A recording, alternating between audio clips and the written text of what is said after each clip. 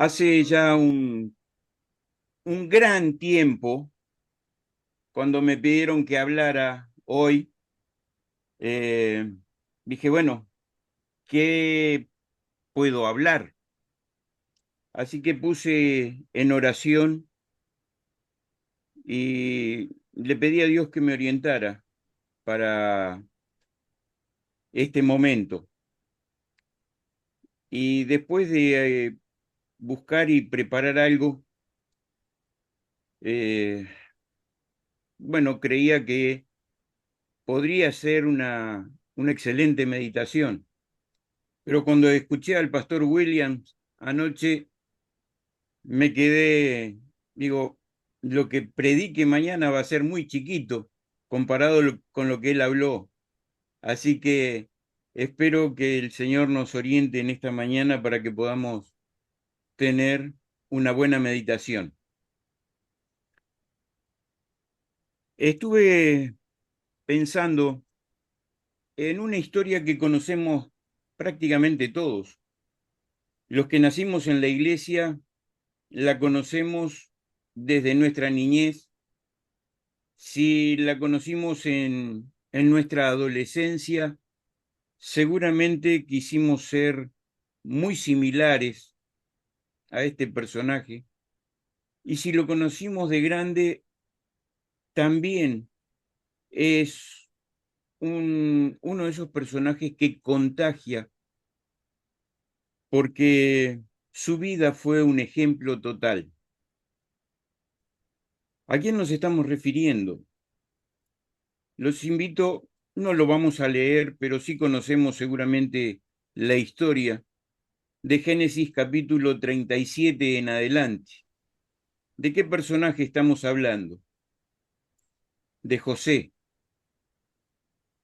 un joven que con tan solo 17 años pasó de ser el niño mimado de papá, donde recibía regalos importantes o diferentes, porque era hijo de una madre, tenía hermanos o medios hermanos, y siendo el menor de la familia se dedicaba a tareas muy simples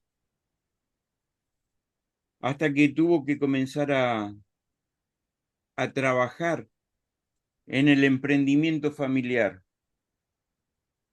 Como casi todos en aquel lugar eran pastores, muchas veces tenían que viajar muchísimos kilómetros para poder llevar su ganado a buenos pastos.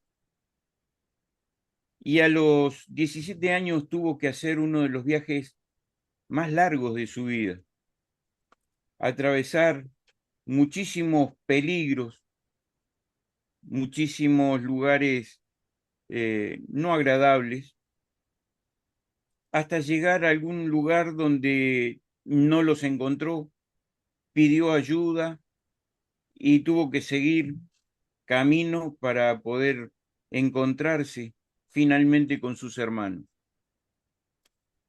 Para ese entonces, José ya había tenido algunos episodios importantes. Recuerdan que era el soñador, el joven que el Señor ponía en en sus sueños algunas visiones que cuando él las contaba traían mucho recelo, mucho enojo, mucho disgusto en el resto de la familia.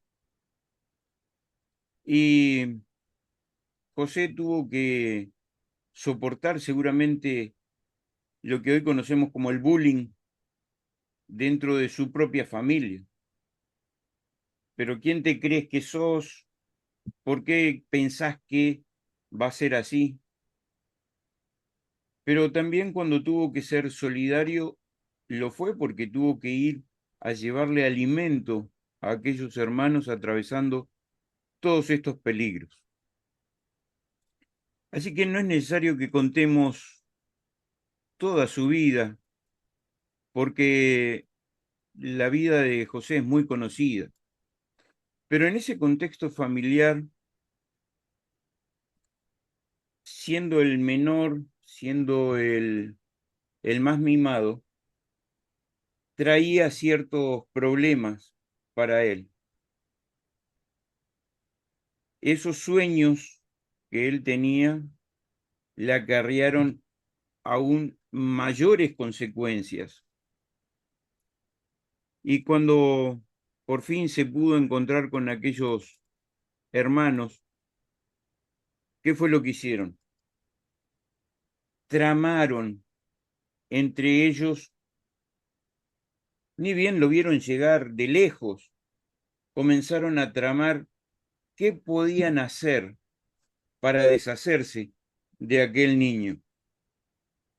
En aquella altura, 17 años era recién saliendo de la niñez, así que decidieron un grupo de sus hermanos matarlo. Sin embargo, el, el corazón de uno estuvo más dispuesto a recibir la voz de Dios, decir, bueno, no lo matemos, pero al ver la cercanía, vieron allí un pozo, un lugar donde juntar agua, y lo metieron dentro de ese lugar. A ver, mientras esperamos que pase, ¿qué podemos hacer con él? Así que cuando él llegó, inmediatamente se deshicieron de él dentro de aquel pozo y daba la voluntad de Dios, pasaba un grupo, una caravana de ismaelitas que compraron a aquel niño como esclavo. Eran muy preciados los esclavos en aquel entonces porque eran mercancía que podían vender con facilidad. Una caravana que se dirigía a Egipto y allí el trabajo esclavo era mm, muy importante. Así que aquel joven, mientras iba en aquella caravana, mirando hacia las tierras de su padre, me lo imagino proponiéndose en su corazón ser fiel a Dios a pesar de las circunstancias.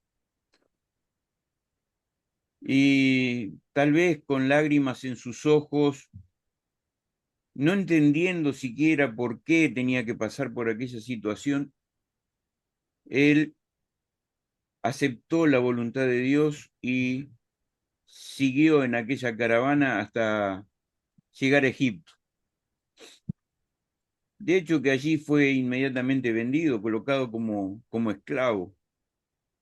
Recuerden que generalmente los esclavos iban a parar todos juntos a una plaza y eran seleccionados por quienes querían comprar a esos esclavos. Pero este esclavo tenía una condición especial.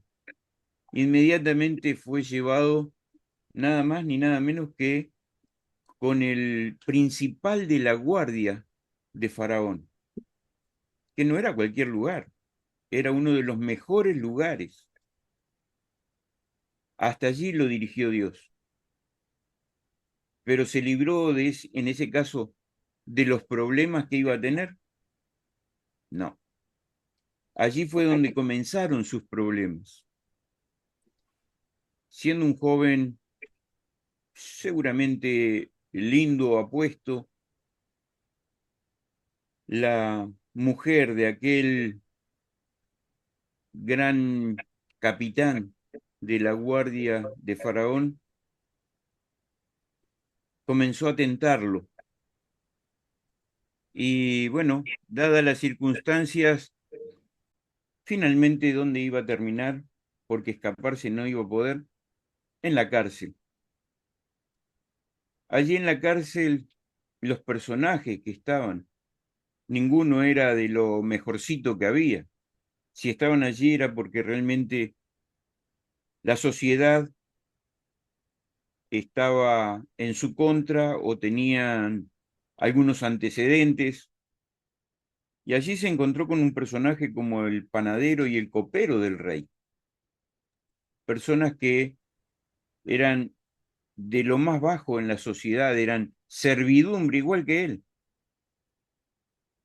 Pero asimismo, él no se desesperó y comenzó a hablar con ellos, a tratar con ellos, hasta que, bueno, el incidente más conocido para nosotros es cuando él tiene que interpretar un par de sueños de Faraón. Y eso permite que él pueda salir de la cárcel, pero no se olvida de sus amigos allí en la cárcel. Y a uno ya le había dicho que podía llegar a salir, pero al otro no iba a correr con el mismo destino. Así que la situación de ellos era comprometida. Y cuando José sale de esa situación tan compleja, tan difícil de estar viviendo en la cárcel, no pasa a ser un personaje común. El rey no lo toma como un esclavo, lo toma como un asesor. Y aquel asesor comenzó a dar órdenes, y órdenes que eran escuchadas incluso por el mismísimo faraón, porque parte de la interpretación de aquellos sueños era que iba a haber hambre, iba a haber abundancia durante un tiempo, pero luego iba a venir hambre y grandes calamidades. Así que bueno, eh, él se transforma en un poco el salvador de ese pueblo y de muchos otros pueblos. Hasta aquí la historia de José. ¿Qué encontramos de raro? Nada. Ahora nosotros, como Ministerio de Motociclistas Adventistas, ¿qué podemos sacar de esta historia? ¿Qué relación podemos encontrar entre todo lo que hemos visto? ¿De qué nos sirve a nosotros? Y esta es la parte más difícil, poder aplicar una historia para que podamos sacar lo mejor de ella para aplicarlo en nuestra vida. Tal vez muchos no compartan, pero lo viví de esta manera y creo que el Señor ha permitido que pudiéramos compartirla con ustedes. Y bueno, es muy probable que nosotros, como una gran familia, muchas veces no tengamos dentro de este grupo familiar eh, los mejores hermanos. Y alguno de nuestros hermanos podría no querernos tanto, o podríamos no quererlo tanto. Y tal vez por celos, por envidia, por orgullo, pudiésemos llegar a delatarlos. Podríamos eventualmente, en alguna situación, estar presos, presos literalmente, en una cárcel. Y como decía Héctor, a él no le gusta el ministerio carcelario. Sin embargo, es un ministerio dentro de nuestra iglesia y que hace una tarea realmente muy, muy buena. Pero pensemos si nosotros estuviésemos allí adentro, ¿qué haríamos? En el caso de José, José hizo su trabajo, hizo su ministerio y también reveló a aquellos amigos de prisión las situaciones que habrían de pasar cada uno de ellos.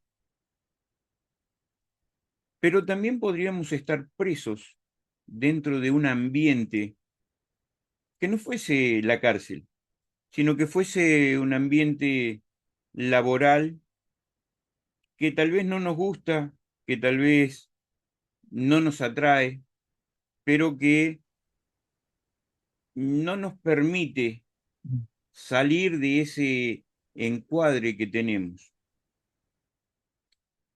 Y allí también, aunque no nos guste, deberíamos hacer nuestra gran tarea, nuestra obra de hablarles a quienes están a nuestro alrededor.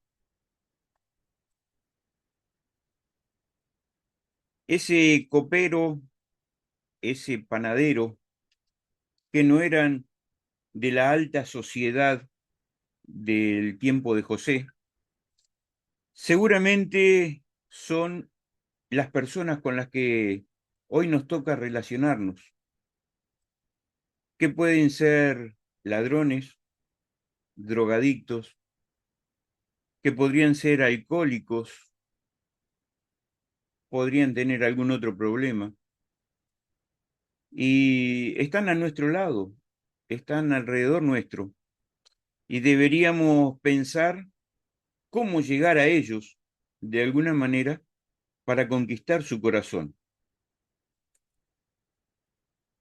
Nuestra misión, nuestra función aquí en la tierra es el mandato que Jesús nos dejó y que José evidentemente en la cárcel pudo compartir y desde el palacio también pudo compartir. Y ese mensaje es muy conocido.